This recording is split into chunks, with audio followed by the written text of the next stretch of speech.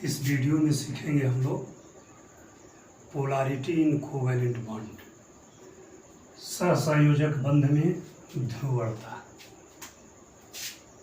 Polarity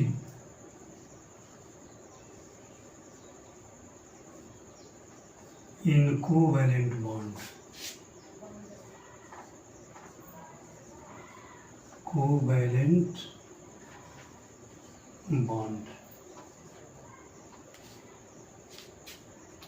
जैसे suppose करें A2 molecule है और दोनों के बीच में इलेक्ट्रॉन की शेयरिंग है, तो ये जो दोनों एटम हैं ये होमोन्यूक्लियर डाई एटॉमिक है, यानी दोनों का साइज बराबर है। जब साइज बराबर होगा तो इलेक्ट्रोनेगेटिविटी भी बराबर होगी।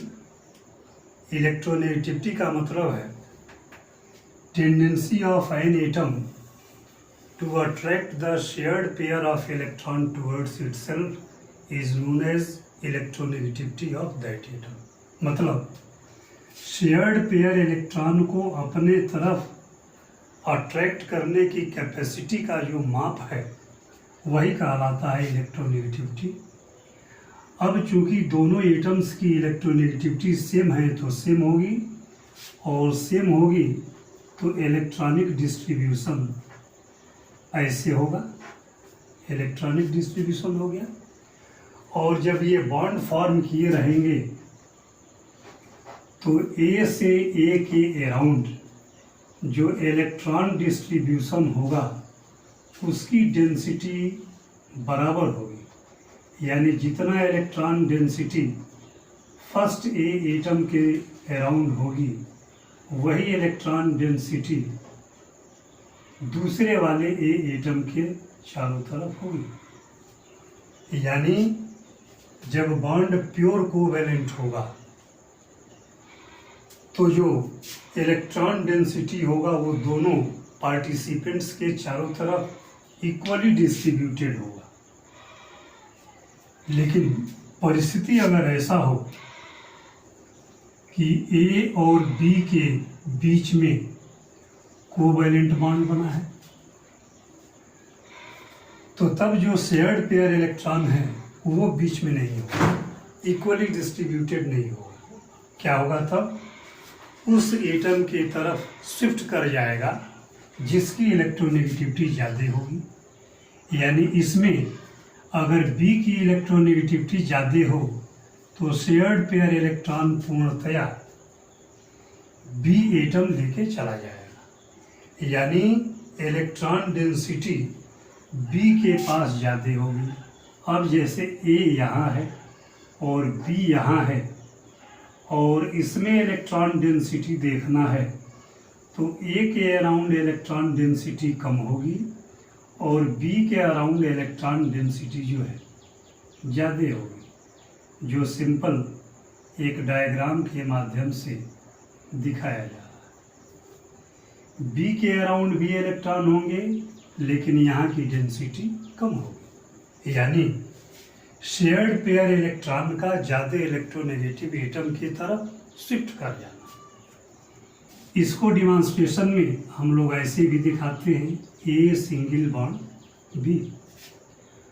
बी की इलेक्ट्रोनेगेटिविटी ज़्यादा होने की वजह से शेयर्ड पेयर इलेक्ट्रॉन बी की तरफ शिफ्ट हो जाएगा, जिसको एक कर्व्ड एरो से डिमॉन्स्ट्रेट करते हैं।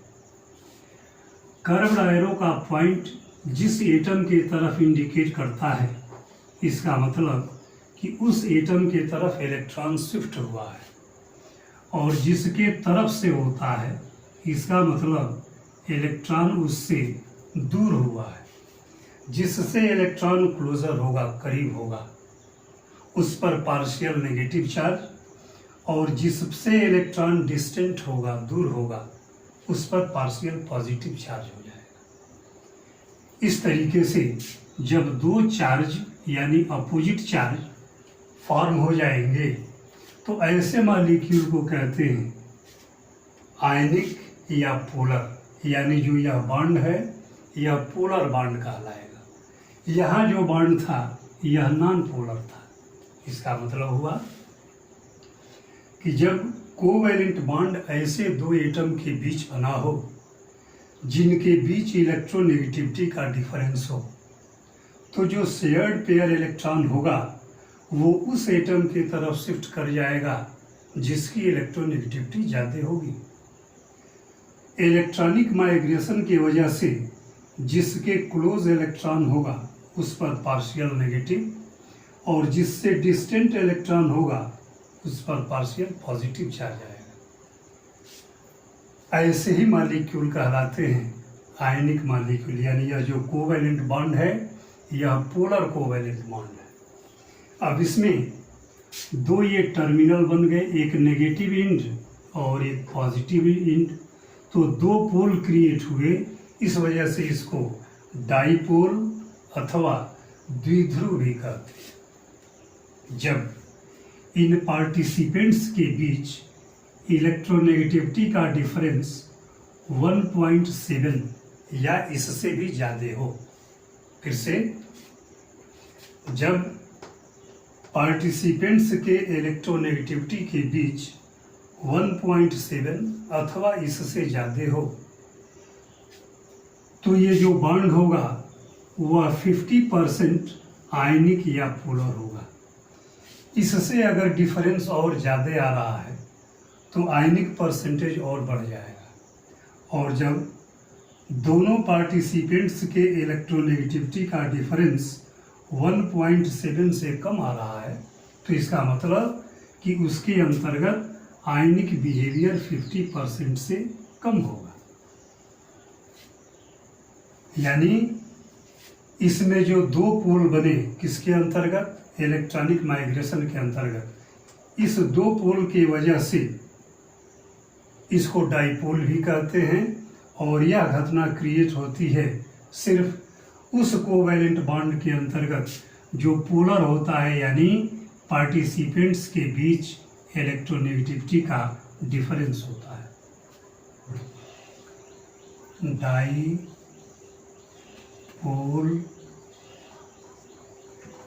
मोमेंट हिंदी होती है इसकी द्विध्रुव आघूर्ण। यह क्या होता है, जब कोवैलेंट बॉन्ड ऐसे दो एटम के बीच बना हो जिनके बीच इलेक्ट्रोनेगेटिविटी का डिफरेंस हो, तो शेयर्ड इलेक्ट्रॉन ज़्यादा इलेक्ट्रोनेगेटिव एटम की तरफ शिफ्ट कर जाता है, और जिधर इलेक्ट्रॉन शिफ्ट करेगा उधर नेगेटिव चार्ज, और जिधर से इलेक्ट्रॉन शिफ्ट करेगा उस पर पॉजिटिव चार्ज डेवलप हो जाएगा। अगर दोनों एटम के बीच का डिस्टेंस r मान लिया जाए तो डाईपोल मोमेंट को यदि म्यू से डिमॉन्स्ट्रेट किया जाए तो म्यू इक्वल टू इन दोनों चार्ज में से किसी एक की क्वांटिटी इंटू r। इसका मतलब है कि किसी मॉलिक्यूल का डाईपोल मोमेंट मॉलिक्यूल के पार्टिसिपेंट्स में उपस्थित किसी एक स्पीसीज का चार्ज और दोनों एटम के बीच के डिस्टेंस के प्रोडक्ट के बराबर होता है। फिर से, किसी मॉलिक्यूल का डाईपोल मोमेंट मॉलिक्यूल में उपस्थित पार्टिसिपेंट्स में से किसी एक पार्टिसिपेंट का चार्ज और दोनों के बीच के डिस्टेंस का प्रोडक्ट म्यू अर्थात डाईपोल मोमेंट कहलाता है। यह एक वेक्टर क्वांटिटी है जिसकी दिशा हमेशा क्रॉस एरो से दिखाई जाती है। यह क्रॉस एरो है और हमेशा केटाइनिक स्पीसीज की तरफ से एनाइनिक स्पीसीज की तरफ ये पॉइंटेड होता है। कभी भी जब इसको डिमॉन्स्ट्रेट करेंगे तो एरो का जो क्रॉस पोर्शन है वह उस एटम के तरफ पॉइंट करेगा जिस पर पॉजिटिव चार्ज होगा, और एरो का हेड उस पॉइंट के तरफ पॉइंट करेगा जिस पर नेगेटिव चार्ज होगा। अब ये Q यानी कूलॉम्ब और R यानी डिस्टेंस, इन दोनों का जो प्रोडक्ट है उसकी यूनिट होती है डिबाई, यानी जो डाइपोल मोमेंट म्यू है इसकी यूनिट डिबाई है। डाइपोल मोमेंट उन्हीं मॉलिक्यूल्स के अंतर्गत क्रिएट होगा जिसमें दो एटम्स ऐसे होंगे जिनके बीच इलेक्ट्रोनेगेटिविटी का डिफरेंस होगा। डिफरेंस की वजह से दोनों पर एनायनिक और कैटायनिक चार्ज डेवलप होंगे। उन दोनों चार्ज में से किसी एक चार्ज की क्वांटिटी और दोनों चार्ज के बीच का डिस्टेंस मल्टीप्लाई होगा, यही वैल्यू म्यू के बराबर होगी। म्यू डाइपोल मोमेंट का सिंबल है और इसका यूनिट डिबाई होता है।